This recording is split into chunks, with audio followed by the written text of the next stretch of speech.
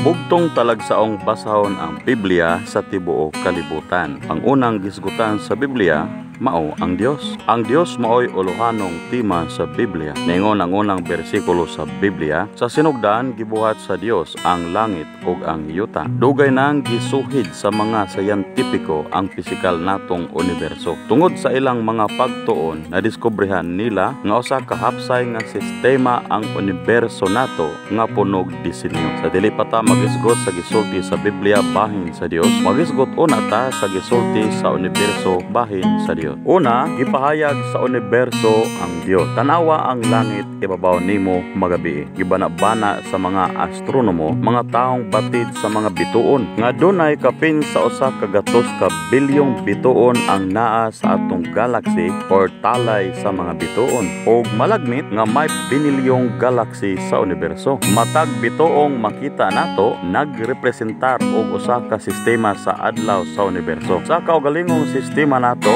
ang adlaw maoy sentro ug may siyam ka planetang sa maging-orasan ka takdo nga nagtuyok-tuyok libot niini. Ang yuta nga usa sa mga planeta nagtuyok sa kawanangan sa gikusgon nga 67,000 milyan matag oras nga moabdag 365 ka adlaw nga pagtuyok libot sa adlaw. Makapakugang kining kamatuorana kun hunahunao nato nga ang tren nga nagdagan sa gikusgon nga usa ka bahin sa usa ka libo ning gikusgona makadaghan pang masipyat sa gitakdang panahon niini. Labot pa nagtuyok ang bulan libot sa yuta subay sa dalang tuyokanan or orbit niini ug sigon sa gitakdang panahon niini. Ang pagtuyok sa yuta ug ang 23 degree nga pagtakilid sa akse sa mag-ihi sa ligid niini naghatag og 24 oras nga adlaw nato, upat ka panahon ug daghang nagkalain-laing klima. Ang mga paglihok sa adlaw, sa bulan ug sa yuta mo'y naghatag nato sa maayo kaayong kalendaryo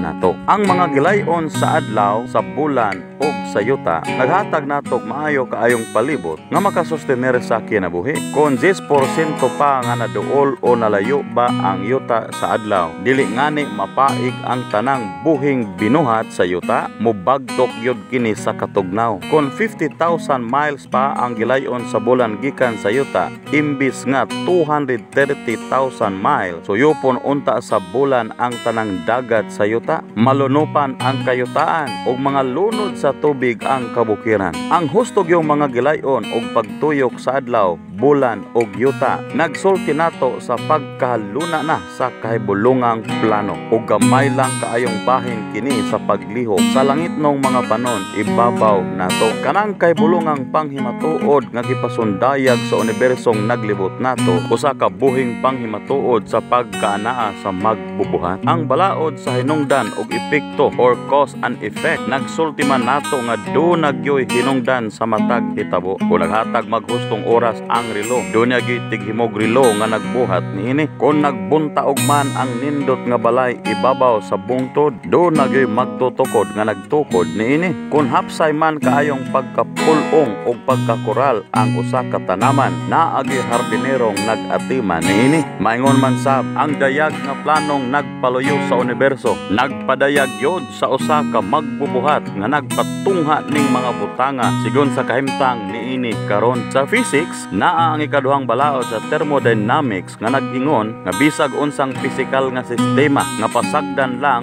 madaot ug magkagubot yod. Apan nagpabiling organisado kaayo ang mga kalihukan sa universo ug ilabi na gyud sa yuta. Dunay kahapsay og plano sa tanang makita nato. Si Dr. Boris P. Dutsenko nga pangulo kanhi sa Departamento sa Nuclear Physics sa Institute of Physics sa Kiev nga gimatuto sa ateismo or pagtulon ang walay Dios. Nisulat kalabot sa kahimtang sa yuta karon bisan pa sa ikaduhang balaod. Ningon siya, sa naghunahuna ko bahay ni anang tanan, kalitlangan ni santop nako nga doon nagyod tingali gamhanan kaayong kusog nga nag-organisar nga nagsanta ning pagkagubot unta sa kinaiyahan nga nagkontrol og nagmaintenar sa kahusay sa universo. Dili gyud tingali material kining kusuga kay kun material pa magkagubot sa gyud unta kini. Nakahukom ko nga makagagahom sa sa tanan og nasayod sa tanan gyud kining gahuma. Do nagyoy Dios, usa ka Dios nga nagkontrol sa tanang butang. Sa nilabayng tibuok kasaysayan, dunay mga taong mosupak usahay sa hunahuna nga naay Dios. Sa kamatuoran mismo nga nisupak sila, nagpasabot nga naagyoy Dios. Sa kamatuoran nga dunay masupilong mga anak nga dili moila sa ilang mga amahan, nagpasabot nga naagyod sila'y amahan. Nagingon nato ang balaod sa pag-angkon kun pag-ila or